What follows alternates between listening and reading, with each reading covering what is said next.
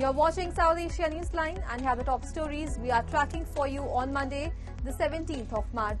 Indian Prime Minister Modi slams Pakistan on terror links, accuses it of waging proxy war against India.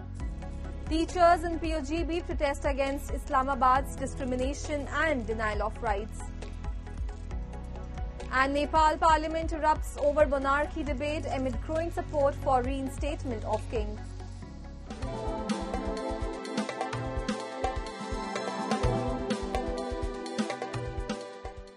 And now for all the details. Prime Minister Narendra Modi has issued a strong rebuke to Pakistan, accusing Islamabad of deliberately fueling violence and waging a proxy war against India.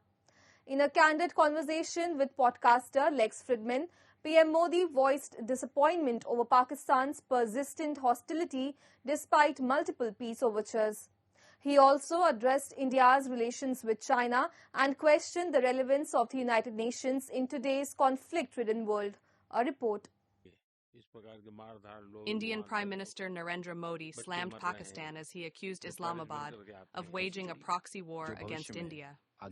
Speaking about India-Pakistan relations in a conversation with podcaster Lex Fridman, PM Modi strongly criticized Pakistan for continuing to foster terrorism. Despite India's efforts to establish peaceful relations, Pakistan, he said, chose conflict over cooperation, highlighting his peace initiatives, such as inviting former Pakistani Prime Minister Nawaz Sharif to his oath-taking ceremony and visiting Lahore in a goodwill gesture. PM Modi lamented that all efforts were repeatedly met with hostility and betrayal.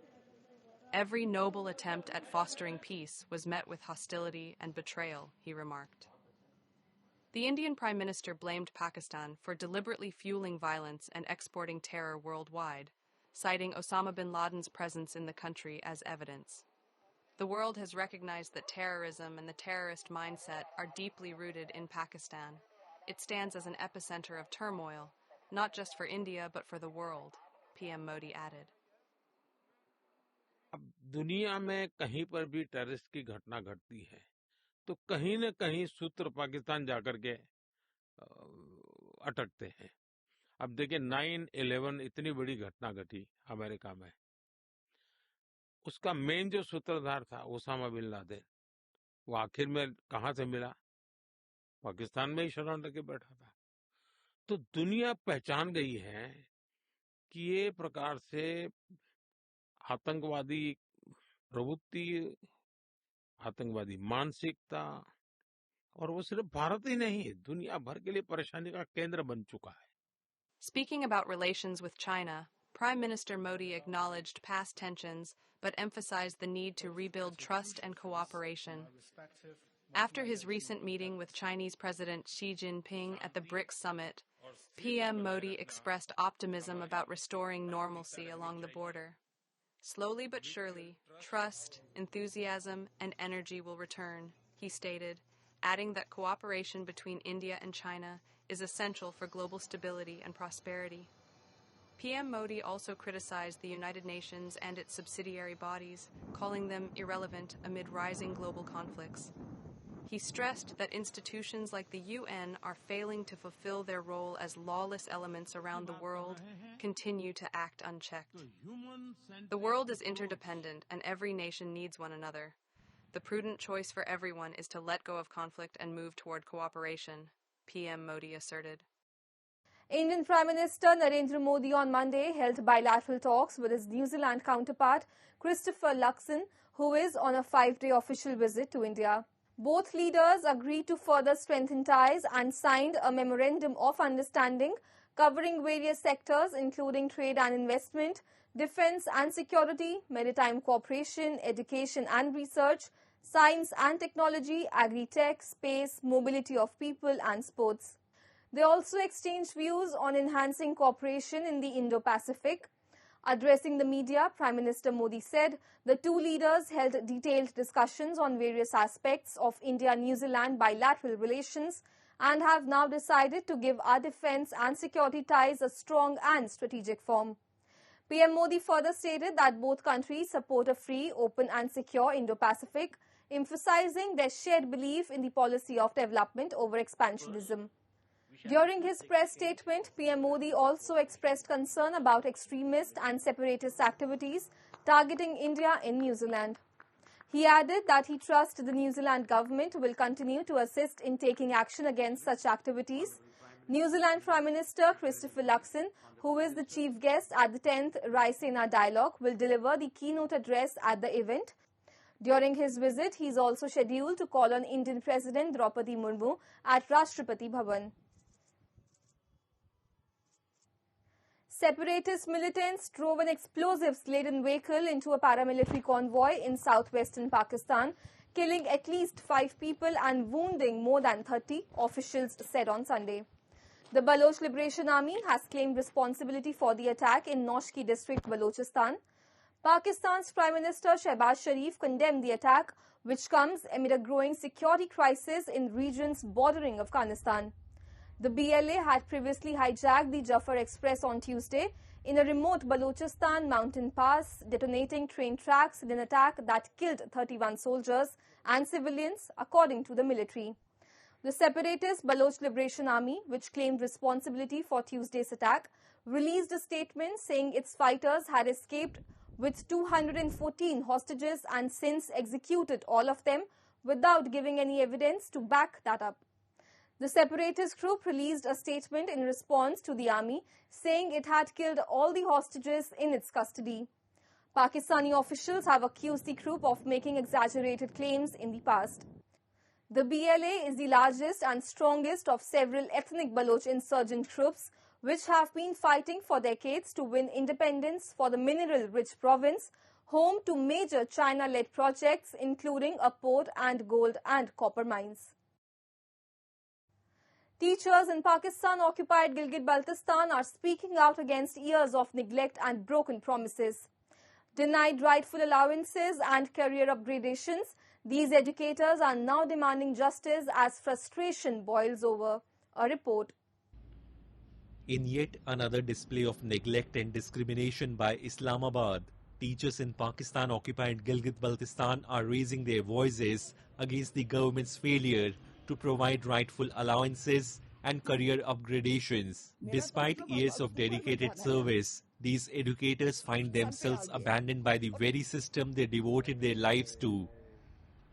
While their counterparts in Islamabad have received upgradations and improved benefits, teachers in POGB continue to be deprived of these essential entitlements.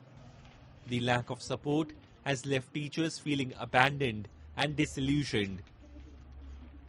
मेरा अभी 27 साल हुआ है इस इदारे में और ना हमें टाइम स्केल मिला है और ना अपग्रेडेशन बस इस तरह हम पड़े हुए हैं अभी हमारा रिटायरमेंट होने वाला है हमें कुछ नहीं मिला इधर से हमारे उधर इस्लामाबाद से अपग्रेडेशन हुआ है हमारे मुलाजमीन का स्पेशल एजुकेशन का सिर्फ हमारे गिलगित में हमारे इधर कुछ नहीं हो रहा है 2015 से ये हजरात हमारे जो है सदर साहब जनरल सेक्रेटरी साहब फाइलों को लेके घूमते रहे फिरते रहे लेकिन आखिर मजबूर हो गए तंग आमद तुझंग आमद वाली बात हो गई वही ना हमें अपग्रेडेशन हो रहा है ना हमारा टाइम शेड्यूल हो रहा है ना हमें जो है हेल्थ अलाउंस मिल रहा है ये सारी चीज़ें ना होने की वजह से हम बेहद जो है तंग आके बिल्कुल मजबूर होके हम आपस में यहाँ तक पहुँच गए कि भाई आज ये प्रेस कॉन्फ्रेंस करके सीएम साहब को और एजी वज़रा को ये चीज़ें मालूम होना चाहिए उसके बाद फिर अगर ना हो तो हम धरने देने के लिए हम कुछ तैयार हैं The voices of these educators paint a grim picture of the reality in POGB, a region that has been marginalized and exploited under Pakistani occupation. As teachers in the region continue their fight for dignity and fair treatment, their plight serves as a stark reminder of Pakistan's continued failure to respect the rights of those living under its occupation. BNP acting chairman Tarique Rahman has vowed to prosecute those responsible for the violence and repression during the 2024 movement and mass uprising against former Prime Minister Sheikh Hasina if his party assumes power, news agency UNB reported. Addressing an iftar event in Dhaka via video link from London, Rahman underscored the necessity of fair and impartial trials to prevent future injustices. He stressed that without accountability, such atrocities could recur. Rahman urged victims' families to remain hopeful and united in seeking justice, expressing confidence that collective efforts would lead to prosecution of those responsible. The 2024 mass uprising, initially sparked by demands for quota reforms in government job recruitment, escalated into widespread protest against four-time Prime Minister and BNP political rival Sheikh Hasina. The government's crackdown on protesters resulted in significant casualties, further fueling public dissent. This unrest untimely contributed to the fall of the Awami League government in August 2024, after which Hasina reportedly fled to India.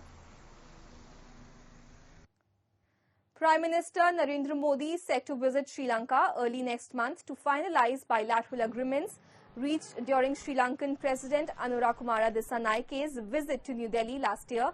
Sri Lankan Foreign Minister Vijitha Herath announced this past weekend. Herath made the statement while addressing a budget allocation debate in the Sri Lankan Parliament.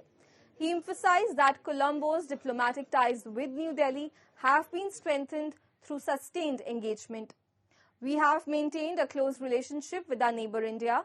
Our first diplomatic visit was to India, where we reached several agreements on bilateral cooperation, Herath said.